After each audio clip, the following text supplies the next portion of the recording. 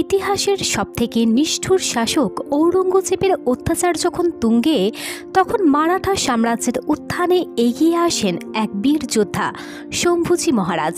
বাবা ছত্রপতি শিবাজির মৃত্যুর পরে স্বরাজ্য গঠন করা ছিল যার জীবনের এক এবং আসল উদ্দেশ্য। যে বীরের ভিন্ন যুদ্ধ কৌশল এবং অসীম একাগ্রতা ও জেদের কাছে সেই শক্তি যুদ্ধে জিতেও মাথা নত করতে বাধ্য হয় মুঘল শাসক ঔরঙ্গজেব। তাহলে চলো দেরি না করে সদ্য মুক্তি পাওয়া এই বলিউড মুভির এক্সপ্লেনেশনে চলে যাওয়া যাক। পানিপথের যুদ্ধে জয়লাভের পরে মুঘল সম্রাটরা একের পর এক সাম্রাজ্য বিস্তার করতে শুরু করে। পরবর্তী 100 বছরেও ভারতবর্ষের কোনো শাসক মুঘল সম্রাটদের পরাজিত করতে পারেনি। 1700 সালে মুঘল সাম্রাজ্যের সিংহাসন আরোহণ করেন ইতিহাসের সবথেকে কঠোর এবং নিষ্ঠুর সম্রাট ঔরঙ্গজেব। সম্রাট ঔরঙ্গজেব মুঘল সাম্রাজ্য বিস্তারের নেশায় মেতে ওঠে। এই একই সময় মারাঠারা নিজেদের স্বাধীন রাষ্ট্র বা স্বরাজ্য গঠনের চেষ্টা করে যাচ্ছে। স্বরাজ্য গঠনের বীজ বপন করেছিলেন ভারতের ইতিহাসের একজন বীর যোদ্ধা ছত্রপতি শিবাজি মহারাজ। ঔরঙ্গজেব মুঘল সাম্রাজ্য বিস্তারের জন্য অনেকবার মারাঠা সাম্রাজ্য আক্রমণ করার চেষ্টা করেছিলেন, কিন্তু শিবাজি মহারাজের চতুরতা এবং অন্যদের থেকে সম্পূর্ণ আলাদা কিছু যুদ্ধ কৌশলের কারণে ঔরঙ্গজেব মারাঠা সাম্রাজ্য দখল করতে ব্যর্থ হন।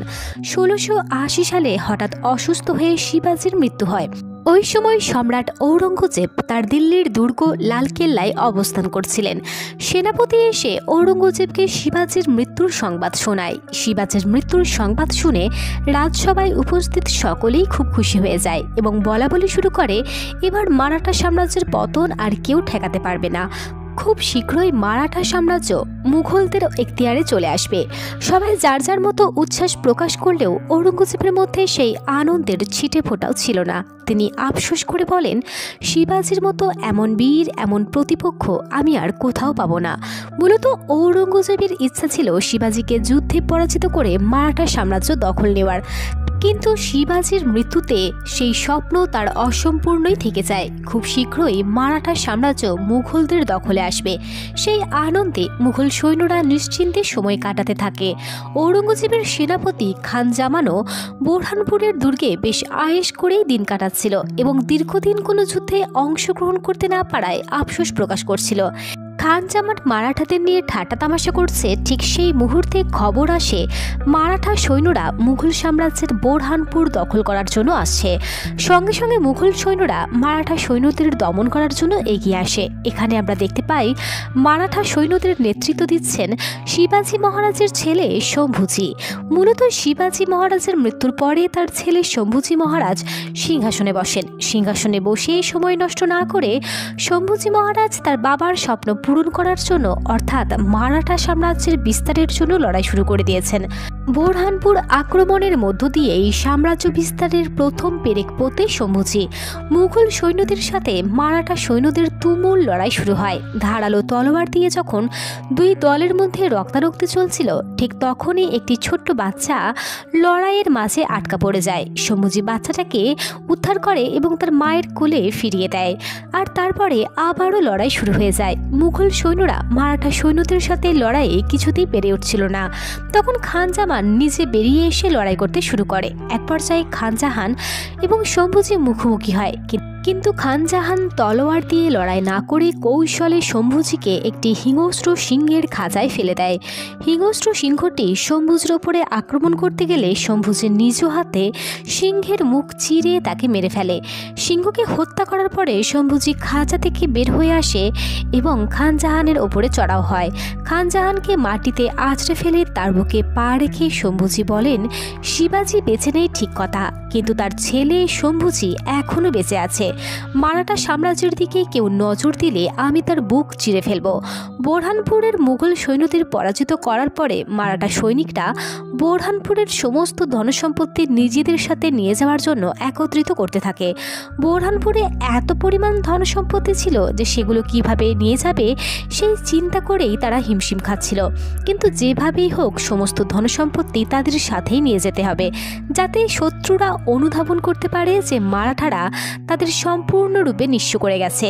সবাই বোরহানপুর জয়ের আনন্দ যখন মেতেছিল, তখন শম্ভুজি এক কোণায় দাঁড়িয়ে নিজের ছোটবেলার কথা ভাবছিল। শম্ভুজি যখন অনেক ছোট ছিল তখনই তার মায়ের মৃত্যু হয়েছে। মায়ের চেহারাও তার ভালোভাবে মনে নেই। শিবাজি একাই শম্ভুজির মা এবং বাবা দুইজনের দায়িত্ব পালন করেছে। শিবাজি শম্ভুজিকে আদর করে শম্ভু বলে ডাকত।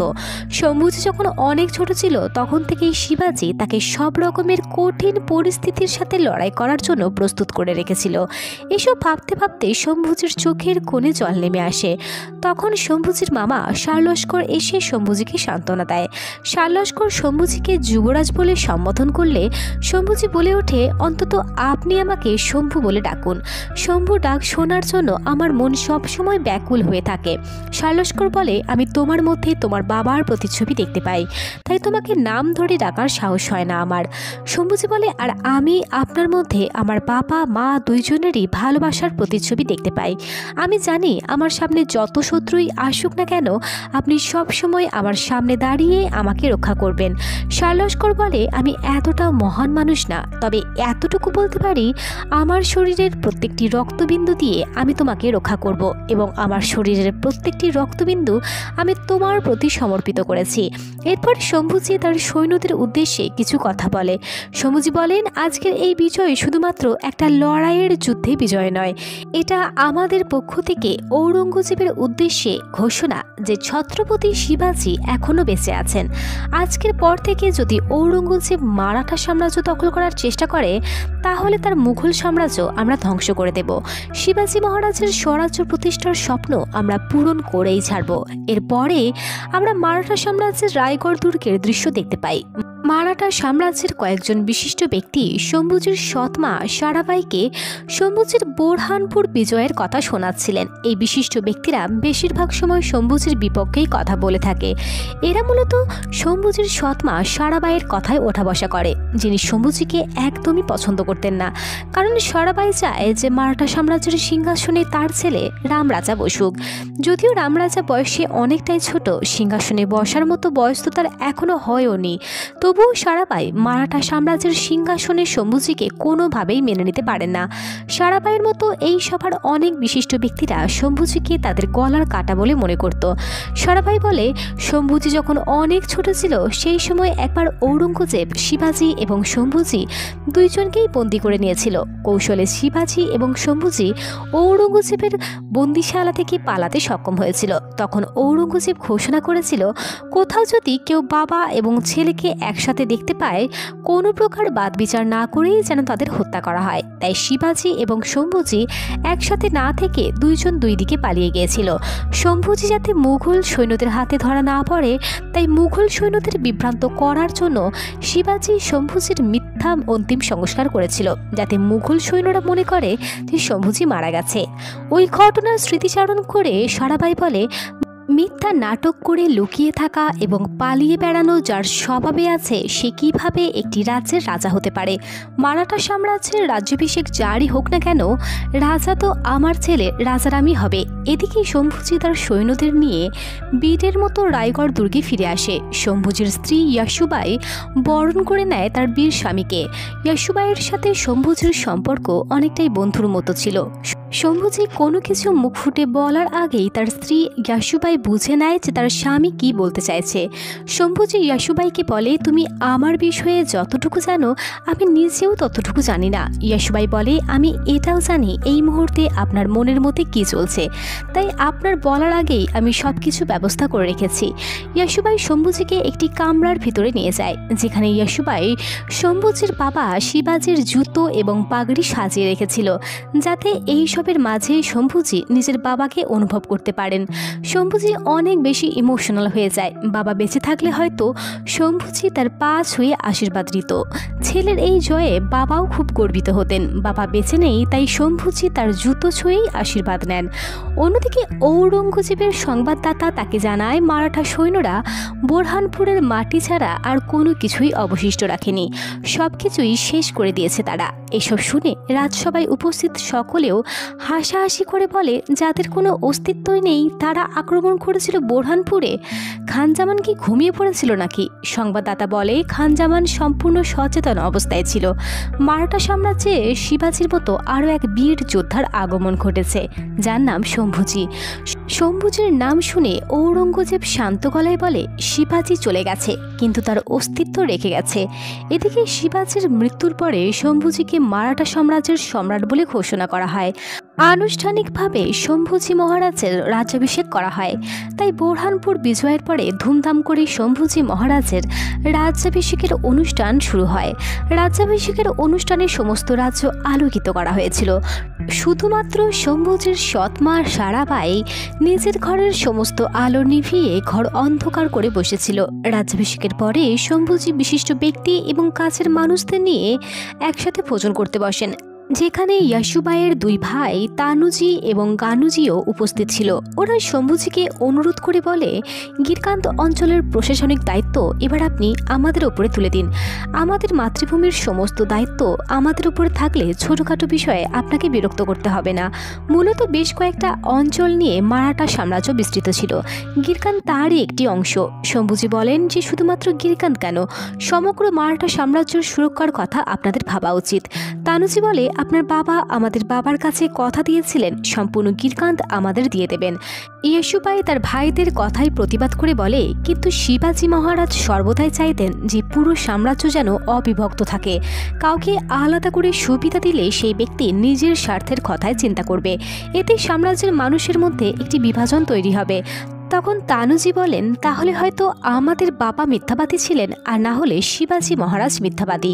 গানুজির কথা শেষ না হওয়ার আগেই শম্ভুজি মহারাজ চিৎকার করে ওঠেন। তানুজি এবং গানুজি ইয়াসুবাইয়ের ভাই হওয়ার জন্য শম্ভুজি তাদের অনেক সম্মান করতেন, কিন্তু তার বাবার বিরুদ্ধে এমন নেতিবাচক কথা বলায় শম্ভুজি নিজের রাগ ধরে রাখতে পারে নাই।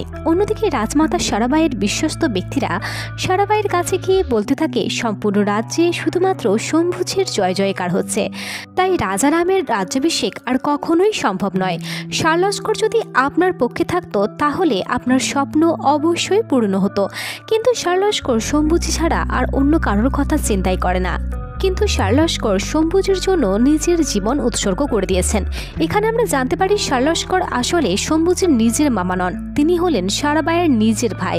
রক্তের সম্পর্ক ছাড়াই শালস্কর এবং শম্ভুজির মধ্যেকার এমন বন্ধন সারাবাই এবং তার লোকেদের চোখের বিষ।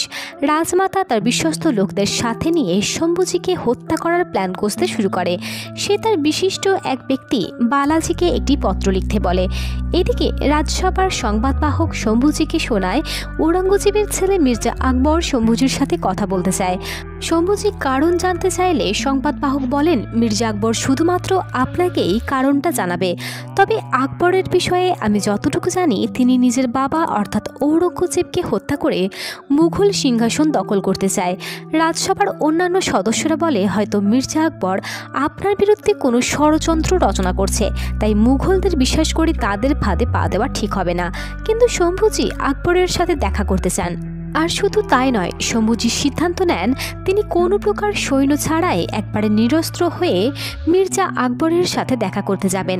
শম্ভুজির এমন সিদ্ধান্তে শালস্কর সহ রাজসভার সকলেই খুব চিন্তায় পড়ে যায়। শুধুমাত্র শম্ভুজির স্ত্রী ইয়াসুবাইয়ের মধ্যে চিন্তার কোনো ছাপ ছিল না। শম্ভুজি তার স্ত্রীর কাছে জানতে চান কেন শম্ভুজিকে নিয়ে ইয়াসুবাইয়ের কোনো দুশ্চিন্তা হচ্ছে না। ইয়াসুবাই বলে, বিয়ের দিন আপনার ঠাকুমা আমাকে বলেছিলেন এই পরিবারের পুরুষেরা তুফানের মতো শক্তিশালী। কথায় কথায় ইয়েশুবাই জানায় যে তিনি সন্তান সম্ভবা। ইয়েশুবাই বলেন আরও হয়তো একজন তুফান এই পরিবারে আসতে চলেছে। সন্তানের আগমনের খবরে শম্ভুজি অনেক বেশি খুশি হয়ে যান। এরপরে শম্ভুজি মির্জা আকবরের সাথে দেখা করতে চলে যান।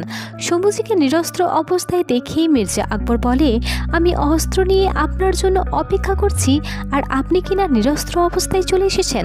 শম্ভুজি বলে, আমি আমার অস্ত্রকে সম্মান করি, যার তার সাথে লড়াই করে অস্ত্রের অপমান করতে পারবো না। এরপরে শম্ভুজি মির্জা আকবরের কাছে জানতে চান কেন সে তার সাথে দেখা করতে চাইছিল। আকবর বলে, সর্বত্র আপনার খবর ছড়িয়ে পড়েছে, আর এখন এই বিষয়টাও পরিষ্কার যে মারাঠা সৈনিকরা কাউকে ভয় পায় না। তাই আপনার কাছে সাহায্য চাইতে নিজের রাজ্য ছেড়ে আপনার রাজ্যে চলে এসেছি। অর্থাৎ আকবর শম্ভুজির সাহায্য নিয়ে ঔরঙ্গজেবকে হত্যা করে সিংহাসন দখল করতে চায়, কিন্তু শম্ভুজি আকবরের প্রস্তাবে রাজি হয় না। শম্ভুজি বলে, আমরা কখনোই মুঘলদের সাথে হাত মেলাবো না। আকবর বলে, আমি তো ভেবেছিলাম আপনি খুব সহজেই আমাদের কথায় রাজি হয়ে যাবেন, কারণ আমাদের উদ্দেশ্য এক, আপনার আর আমার মধ্যে তো কোনো পার্থক্য নেই। তখন শম্ভুজি বলে ওঠে, আমরা মোটেও এক নই। মারাঠারা কখনো বিশ্বাসঘাতকতা শেখেনি। তোমরা নিজেদের জন্মদাতা পিতাকে হত্যা করে সিংহাসন আরোহণের স্বপ্ন দেখো, আর আমরা যে কোনো যোগ্য ব্যক্তিকে সিংহাসনে বসানোর জন্য প্রস্তুত হয়ে থাকি। আকবর বলে, বিশ্বাসঘাতক তো আপনার পরিবারেই আছে। শম্ভুজি রেগে গিয়ে মির্জা আকবরের গলা চেপে ধরে। তখন মির্জা আকবর একটি পত্র দেখায়, যেটা লিখেছিল রাজমাতা সারাবাই। রাজমাতা মির্জা আকবরকে উদ্দেশ্য করে লিখেছিল, আপনার শত্রু আপনার বাবা ঔরঙ্গজেব এবং আমার শত্রু হলো শম্ভুজি। আপনি যদি আমার শত্রুকে শেষ করেন, তাহলে আমি আপনার শত্রুকে শেষ করার জন্য মারাঠা সাম্রাজ্যের সমস্ত সৈন্যকে পাঠিয়ে দেব। এই চিঠি পড়ে শম্ভুজির চক্ষু চড়ক গাছ। শম্ভুজি আকবরকে বলে, আমি আপনার সাথে হাত মিলিয়ে আপনাকে সাহায্য করতে পারবো না, কিন্তু আপনি যতদিন আমার রাজ্যে আছেন আমি কথা দিচ্ছি আপনার বাবার সৈন্যরা আপনাকে স্পর্শও করতে পারবে না। আপনার সুরক্ষার দায়িত্ব আমার। রাজমাতার বিশ্বাসঘাতকতার খবর ইয়েশুবাইয়ের কাছেও পৌঁছে যায়। রাজমাতার হয়ে পত্র লিখেছিল বালাজি। ইয়েশুবাই সবার আগে তার কাছে গিয়ে জানতে চায় কেন এমন বিশ্বাসঘাতকতা। বালাজি ইয়েশুবাইয়ের কাছে ক্ষমা চেয়ে বলে, আমার কোনো দোষ নেই। রাজমাতা আমাকে যেমন লিখতে বলেছিলেন আমি সেটাই করেছি, তবে বিশ্বাসঘাতকতার কোনো ক্ষমা হয় না। বালাজিকে বন্দি করা হয়। শুধুমাত্র বালাজিকেই নয়, রাজদরবারের যতজন রাজমাতার সাথে বসে এই ষড়যন্ত্রে লিপ্ত ছিল সবাইকেই বন্দি বানানো হয়। শম্ভুজি রাজমহলে ফিরে সবার আগে বন্দিশালায় যায়। শম্ভুজি বিশ্বাসঘাতকদের উদ্দেশ্যে বলে, এর আগেও আপনারা অনেক ভুল কাজ করেছিলেন, যেটার আমি ক্ষমা করে দিয়েছি, কিন্তু এবার যেটা করেছেন সেটা অপরাধ, আর এই অপরাধের কোনো ক্ষমা হয় না। শম্ভুজি একটি বিশাল আকৃতির হাতি বন্দিশালায় ছেড়ে দেন। সেই হাতি এক এক করে সকল বিশ্বাসঘাতকদের পায়ের তলায় পিষ্ট করে হত্যা করে। শার্লস্কর যখন জানতে পারে যে রাজমাতা সারাবাই এই ধরনের ঘৃণ্য ষড়যন্ত্র করেছেন, তখন তিনি রাজমাতার কাছে গিয়ে রাগারাগি শুরু করেন। রাজমাতা তার ভাইকে ধমক দিয়ে বলেন, ভুলে যেও না আমি শুধুমাত্র তোমার বোন নই, এই রাজ্যের রাজমাতাও। শার্লস্কর বলে, আমি ভুলে যাইনি, কিন্তু আপনি ভুলে গেছেন আপনি কেন রাজমাতা হতে পেরেছেন। মাত্র 14 বছর বয়সে শিবাজি মহারাজ মারাঠা সাম্রাজ্য প্রতিষ্ঠার স্বপ্ন দেখেছিলেন। শিবাজি মহারাজের ছেলে শম্ভুজি মাত্র 9 বছর বয়সে তার বাবার স্বপ্নকে নিজের স্বপ্নে পরিণত করেছে। এই সাম্রাজ্যের প্রতিষ্ঠা এবং সেই সঙ্গে এই সাম্রাজ্য রক্ষা করার জন্য তিনি যে নিরলস পরিশ্রম করে গেছেন, তার জন্যই আপনি কিন্তু রাজমাতা হতে পেরেছেন। সবকিছু ভুলে গিয়ে আপনি কিনা মারাঠা সাম্রাজ্যের বিরুদ্ধে ষড়যন্ত্র করছেন। রাজমাতা অনুতপ্ত হওয়ার পরিবর্তে বলে ওঠে, আমার ছেলেকে মহারাজ বানানোর জন্য যা যা আমাকে করতে হবে সবই আমি করব। আমার ছেলেকে রাজা বানানোর স্বপ্ন যদি আমার অপরাধ হয়ে থাকে, তাহলে এই অপরাধ আমি বারবার করতে রাজি আছি। এই সমস্ত কথা রাজমাতা তার ছেলে রাজারামের সামনেই বলছিল। মায়ের এমন স্বার্থান্বেষী রূপ দেখে রাজারাম ক্ষুব্ধ হয়ে তার কাছ থেকে সরে যায়। অন্যদিকে ঔরঙ্গজেব তার রাজসভার সভাসদদের নিয়ে বিধ্বস্ত বোরহানপুরের উদ্দেশ্যে রওনা দেয়। পুরো বোরহানপুর ধ্বংস হয়ে গিয়েছিল। সেনাপতি খানের উপস্থিতিতেই মারাঠারা বোরহানপুরের এই অবস্থা করেছে। এই কারণে ঔরঙ্গজেব এখানে এসে খান জাহানের পিঠে ভারী বোঝা দিয়ে তার হাত পা বেঁধে রাখেন। খান জাহান হাত জড়ো করে ঔরঙ্গজেবের কাছে ক্ষমা চায়। ঔরঙ্গজেব বলে, আমার বাবা শাহজাহান এই মুঘল সাম্রাজ্যের মুকুট আমার ভাই দারা শিক্ষর মাথায় পরাতে চেয়েছিলেন। আমি দারা শিক্ষর মাথাটা কেটে উপহারস্বরূপ আমার বাবাকে পাঠিয়েছিলাম, আর আমার বাবা শাহজাহানকে নিজের হাতে বন্দি চিকিৎসালয়ে 8 বছর বন্ধ করে রেখেছিলাম। তাজমহল দেখতে দেখতেই তার মৃত্যু হয়েছে। যেখানে আমি আমার বাবা এবং ভাইয়ের কাছ থেকেই এই সিংহাসন ছিনিয়ে নিয়েছি, সেখানে মাত্র 24 বছর বয়সী একটি ছোট ছেলে কিনা আমার এই সুন্দর শহরটাকে ধ্বংস করে গেছে। ঔরঙ্গজেব খান জাহানের গলা কেটে তাকে শাস্তি দেয়। এসবের মাঝে ঔরঙ্গজেবের কাছে খবর আসে শম্ভুজি মির্জা আকবরকে আশ্রয় দিয়েছে। ঔরঙ্গজেব তার মুকুট খুলে রেখে বলে, আমি আমার সম্পূর্ণ বংশের লাশের ওপরে দাঁড়িয়ে এই মুকুট পরেছিলাম। শম্ভুজির মৃত্যু না হওয়া অবধি আমি এই মুকুট পরব না। ঔরঙ্গজেব তার সৈন্যদের মারাঠা সাম্রাজ্যের যে কোনো অঞ্চলে ঢুকে মারাঠাদের প্রাণে মারার হুকুম দেয়। ঔরঙ্গজেবের নির্দেশে বিশাল মুঘল সেনাবাহিনী কয়েকটি ভাগে বিভক্ত হয়ে মারাঠা সাম্রাজ্যের ভিতরে ঢুকে পড়ে এবং নির্মমভাবে মারাঠাদের মারতে শুরু করে। গ্রামের মানুষদের মেরে গাছের সাথে ঝুলিয়ে দিয়ে যায়। ওরা এত বেশি সংখ্যক মানুষ মেরেছিল যে গাছগুলোতে পাতার থেকে মৃত মানুষের সংখ্যাই বেশি ছিল। শুধুমাত্র তাই নয়, মুঘলরা গ্রামের মানুষদের মেরে নদীতে ভাসিয়ে দিতে শুরু করে। মানুষের রক্তে নদীর প্রবাহমান জল লাল বর্ণ ধারণ করে। অসংখ্য মানুষকে বন্দী করে তাদের উপরে অকথ্য নির্যাতন চালানো হয়। মুঘল সৈন্যরা যে দিক দিয়ে যাচ্ছিল সবকিছু আগুন জ্বালিয়ে নিশ্চিহ্ন করে দিয়ে যায়। এসব দেখে ঔরঙ্গজেবের সভাসদরা ঠাট্টা তামাশায় মেতে ওঠে। ঔরঙ্গজেবের মেয়ে জিনাত ঠাট্টা করে বলে, মারাঠাদের কাছে এই মুহূর্তে মাত্র 25,000 সৈন্য আছে। আমাদের মহলে বাবুর্চির সংখ্যাই তো এর থেকে বেশি।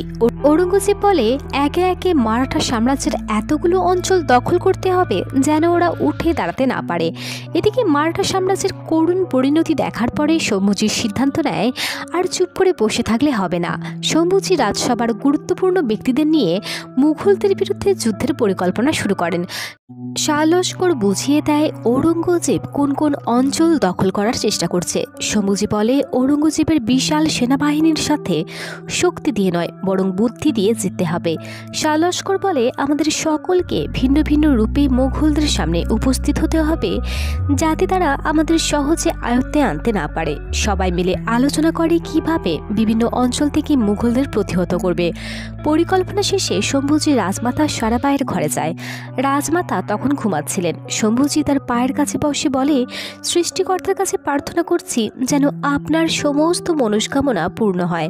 এরপরে শম্ভুজি তার পা ছুঁয়ে প্রণাম করে যুদ্ধের জন্য বের হয়। রাজমাতা বিশ্বাসঘাতকতা করলেও শম্ভুজি এখনও তাকে তার মায়ের মতোই সম্মান করে। পরে শম্ভুজি যায় তার স্ত্রী ইয়াসুবাইয়ের সাথে দেখা করতে। ইয়াসুবাইয়ের সাথে দেখা করে শম্ভুজি যুদ্ধের জন্য বের হয়। মারাঠা সেনারা বনে জঙ্গলে লুকিয়ে থেকে মুঘল সৈনিকদের উপরে হামলা শুরু করে। মারাঠাদের চতুরতায় মুঘলদের বিশাল সেনাবাহিনীর সংখ্যা ধীরে ধীরে কমতে থাকে। এসবের মাঝে হঠাৎ করে রাজমাতার মৃত্যু হয়। এতে শম্ভুজি ভীষণ কষ্ট পান।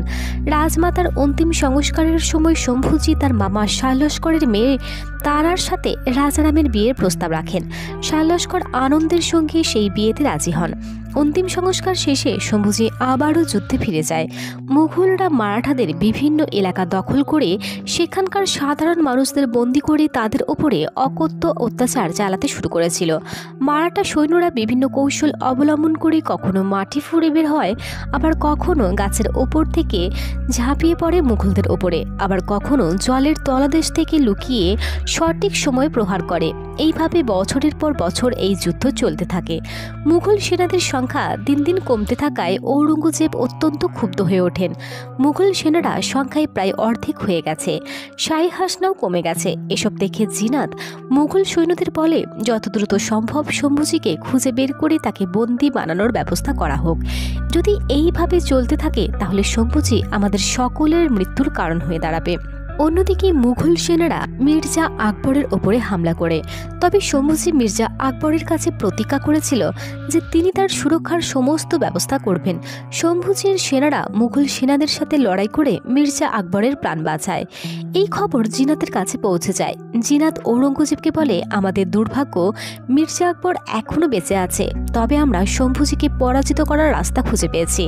আমরা শম্ভুজির এমন এক বন্ধুর সন্ধান পেয়েছি যে বহু বছর ধরে শম্ভুজির বিরুদ্ধে ষড়যন্ত্র করার পরিকল্পনা নিয়ে বেড়াচ্ছে। এদিকে মির্জা আকবর শম্ভুজির সাথে দেখা করে বলে, আমি আর ভারতবর্ষে থাকতে চাই না। মন্ত্রীরা আকবরকে বলে, খুব শীঘ্রই আমরা এই যুদ্ধে জয়ী হতে চলেছি, আর এই অন্তিম সময়ে আপনি কিনা চলে যেতে চাইছেন। শম্ভুজি বলেন, মুঘলদের থেকে এর থেকে বেশি কিছু আশা করা যায় না। মুঘলরা কখনো কারোর পাশে থাকে না। মির্জা আকবর বলে, এই মুহূর্তে আমার প্রাণ বাঁচানোর জন্য এখান থেকে দূরে যাওয়াই শ্রেয়। এইভাবে কতদিন আপনি আমাকে রক্ষা করবেন? আমার জীবনের থেকেও বেশি মূল্যবান হলো আপনার সাম্রাজ্য। তাই আমাকে বিদায় দিয়ে আপনি আপনার সাম্রাজ্য রক্ষায় মনোনিবেশ করুন। শম্ভুজি মির্জা আকবরকে চলে যাওয়ার অনুমতি দেন। ওই সময় শম্ভুজির কাছে খবর আসে শালস্করের মৃত্যু হয়েছে। মুঘলদের সাথে লড়াই করতে করতে শালস্কর নিজের শেষ নিঃশ্বাস ত্যাগ করেছেন। শালস্করের মৃত্যুতে শম্ভুজি অনেক বেশি ভেঙে পড়েন। নিজেকে অনেক বেশি অসহায় মনে হতে শুরু করে তার। এরই মধ্যে মারাঠা সাম্রাজ্যের অনেকগুলো অঞ্চলের অধিপতি মুঘলদের সাথে হাত মিলিয়ে তাদের ফাঁদে পা দিয়ে ফেলে। যুদ্ধ শেষ হওয়ার বদলে পরিস্থিতি দিনের পর দিন খারাপের দিকে যেতে থাকে। তাই শম্ভুজি সিদ্ধান্ত নেয় যে তিনি এবার সরাসরি ঔরঙ্গজেবের দুর্গ আক্রমণ করবেন। সেই অনুযায়ী শম্ভুজি পরিকল্পনা শুরু করেন। শম্ভুজির এমন কঠিন পরিস্থিতিতে তার পাশে সবসময় ছায়ার মতো থাকে তার স্ত্রী ইয়েসুবাই। শম্ভুজির ছেলেও এখন অনেক কিছু শিখে ফেলেছে। সে যুদ্ধের বিষয়ে তার বাবার কাছ থেকে কিছু জানতে চাইলে ইয়েসুবাই তাকে সবকিছু বুঝিয়ে বলে। সময়ের সাথে রাজারামও অনেকটাই বড় হয়ে যায়। রাজারাম এবার শম্ভুজির সাথে যুদ্ধে অংশ নিতে চায়। শম্ভুজি তাকে বুঝিয়ে বলে, এই মুহূর্তে তার যুদ্ধে অংশগ্রহণ করার থেকেও সবথেকে বেশি গুরুত্বপূর্ণ হলো এই দুর্গে থেকে মহিলা এবং শিশুদের রক্ষা করা।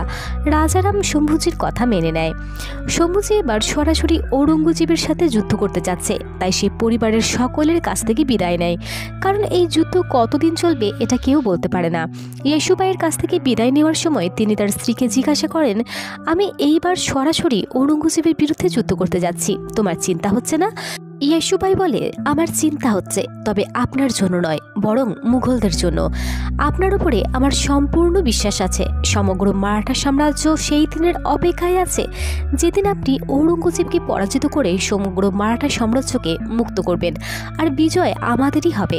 এরপরে শম্ভুজি সমগ্র মারাঠা সাম্রাজ্যের বিশিষ্ট মানুষদের ডেকে বুঝিয়ে বলে, এটা নিজ নিজ স্বার্থ ত্যাগ করে মারাঠা সাম্রাজ্য রক্ষা করার লড়াই। শম্ভুজি সকলকে নিয়ে যুদ্ধের পরিকল্পনা করেন। মারাঠা সৈন্যরা যুদ্ধের জন্য প্রস্তুতি নিচ্ছিল, কিন্তু এরই মাঝে মুঘলদের এক বিশাল সেনাবাহিনী মারাঠা দুর্গের দিকে এগিয়ে যেতে থাকে। শম্ভুজির বিশ্বস্ত প্রহরী শান্তা সেই সৈন্যদের দল দেখতে পায়। শান্তা অবাক হয়ে তার বাবাকে বলে, মুঘল সেনারা যে পথ দিয়ে এগিয়ে যাচ্ছে সেই পথ দিয়ে খুব কম সময়ে তারা দুর্গে পৌঁছে যাবে। কিন্তু প্রশ্ন হলো, মুঘল সেনারা কিভাবে এই পথের সন্ধান পেল? অর্থাৎ শম্ভুজির কোনো কাছের মানুষ আবারও তার সাথে বিশ্বাসঘাতকতা করেছে। সৈন্যরা পৌঁছানোর আগে দ্রুত শান্তা সেই দুর্গে পৌঁছে যায়। যে মুঘল সৈন্যরা শম্ভুজির দুর্গের দিকে যাচ্ছিল তাদের সামনে আমরা তানুজি এবং গানুজিকে দেখতে পাই। অর্থাৎ এই দুই ভাই মুঘলদের জানিয়েছে শম্ভুজি কোথায় আছে এবং সেখানে কিভাবে পৌঁছানো যাবে। এদিকে শান্তা দুর্গে এসে মারাঠা সৈন্যদের হঠাৎ করে মুঘল সৈন্যদের এই দুর্গ আক্রমণ করা এবং তানুজি ও গানুজির বিশ্বাসঘাতকতার সমস্ত বিষয় শম্ভুজিকে জানায়। শান্তা শম্ভুজিকে প্রহরীদের সাথে দূরে কোথাও পালিয়ে যেতে বলে, কিন্তু শম্ভুজি এইভাবে পালিয়ে যেতে রাজি হয় না। তিনি বলেন, সিংহ কখনো কুকুরের দল দেখে পালিয়ে যায় না। এর মাঝে মুঘল সেনারা দুর্গের ভিতরে প্রবেশ করে যায়। শম্ভুজি এবং সেনাপতি সদল বলে তাদের উপরে ঝাঁপিয়ে পড়ে। সেই সময় দুর্গে মাত্র 150 জন মারাঠা সৈন্য উপস্থিত ছিল, আর মুঘল সেনাদের সংখ্যা ছিল 5000-এরও বেশি। স্বাভাবিকভাবেই এত বিশাল সেনাবাহিনীর সাথে মাত্র 150 মারাঠা সৈন্য যথেষ্ট ছিল না। মুঘলরা একের পর এক সবাইকে শেষ করে দেয়। এদের মধ্যে অনেকজন ছিল শম্ভুজির অনেক কাছের মানুষ। চোখের সামনে কাছের মানুষদের মৃত্যু দেখে শম্ভুজি যেন পাগলের মতো চিৎকার করতে শুরু করে। শম্ভুজি হিংস্র রূপ ধারণ করে মুঘল সৈন্যদের ওপরে ঝাঁপিয়ে পড়ে। শম্ভুজি একাই অর্ধেক সৈন্যদের হত্যা করে। এরই মাঝে ঔরঙ্গজেবের মন্ত্রী এবং মুঘল রাজসভার কিছু ব্যক্তি আসে। মন্ত্রীরা বলে, হাজার হাজার সৈন্য মিলেও কিনা একজনকে দমিয়ে রাখতে পারছে না, এটা কি করে সম্ভব? তখন একজন সভাসদ বলে, শম্ভুজি জঙ্গলের অভুক্ত সিংহের থেকেও অনেক বেশি ভয়ানক। যতক্ষণ তার হাত উন্মুক্ত আছে তাকে দমিয়ে রাখা সম্ভব নয়। মন্ত্রীর নির্দেশে বিশাল এক শেকল দিয়ে শম্ভুজির হাত বেঁধে ফেলা হয় এবং এরপরে সবাই মিলে ঝাঁপিয়ে পড়ে শম্ভুজির ওপরে। এক এক করে সকলেই তলোয়ার দিয়ে শম্ভুজির শরীরে আঘাত করতে শুরু করে দেয়। সেই আঘাতে শম্ভুজির সমস্ত শরীর ক্ষতবিক্ষত হয়ে যায়, কিন্তু তারপরেও তিনি তার লড়াই চালিয়ে যান। মন্ত্রী শম্ভুজিকে বন্দি করে ঔরঙ্গজেবের দুর্গে নিয়ে যায়। শম্ভুজিকে বন্দি করে রাখা হয় এবং তার উপরে শুরু হয় অকথ্য অত্যাচার। ঔরঙ্গজেবের একটাই উদ্দেশ্য ছিল শম্ভুজির মুখ থেকে প্রাণ ভিক্ষার আর্তনাদ শোনা। ইয়াসুবাইও জানতে পারে তার স্বামীকে বন্দি করা হয়েছে। সন্তানকে কোলে নিয়ে অসীম ধৈর্য ধরে তিনি বসে থাকেন আর এটাই চিন্তা করেন, না জানি তার স্বামীর উপরে এই মুহূর্তে কী ধরনের অত্যাচার চলছে। কিন্তু স্বামীর কথা চিন্তা করেও স্ত্রীর চোখে এক ফোঁটাও জল আসে না, বরং স্বামীর মতোই শক্ত মন নিয়ে তিনি বসে থাকেন। এদিকে জিনাত এসে শম্ভুজির নখগুলো এক এক করে তুলে দেওয়ার নির্দেশ দেয়। আশ্চর্য বিষয় হলো, এই যন্ত্রণা শম্ভুজির শরীরে যেন অনুভূত হয় না। তিনি মা ভবানীর নাম নেন। স্বামীর এই যন্ত্রণা মহলে বসে অনুভব করেন ইয়াসুবাই। এই অত্যাচারের পরেও শম্ভুজি মাথা নত করছে না দেখে ঔরঙ্গজেব চিন্তায় পড়ে। তার নির্দেশে শম্ভুজির সমস্ত ক্ষতস্থানে লবণ মাখিয়ে দেওয়া হয়। এত কিছুর পরেও শম্ভুজি নিডর।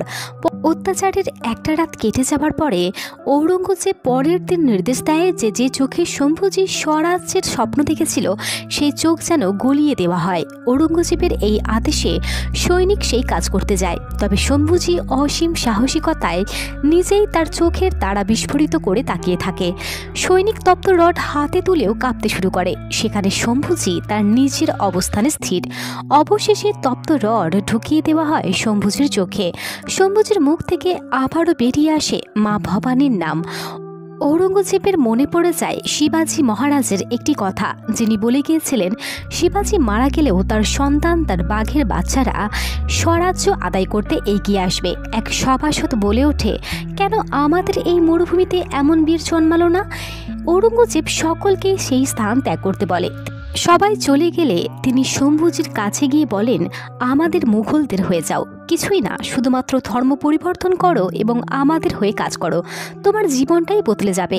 শম্ভুজি হেসে ওঠে এবং বলে, আপনি মারাঠাদের হয়ে যান, তবে হ্যাঁ, আমাদের হয়ে কাজ করার জন্য আপনাকে ধর্ম পরিবর্তন করতে হবে না, আপনার জীবনও বদলে যাবে। এই অপমান, এই অধ্যত্ব ঔরঙ্গজেবকে যেন অদৃশ্য একটি থাপ্পড় মেরে দেয়।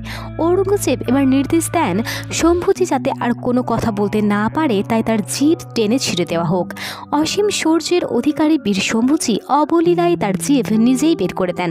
তার এমন নিডর সাহসিকতা দেখে সেখানে উপস্থিত সকল মুঘলরা নত স্বীকার করে। অবশেষে শম্ভুজির জিভ টেনে ছিঁড়ে দেওয়া হয়। অত্যধিক রক্তপাতে একসময় শম্ভুজি মারা যান।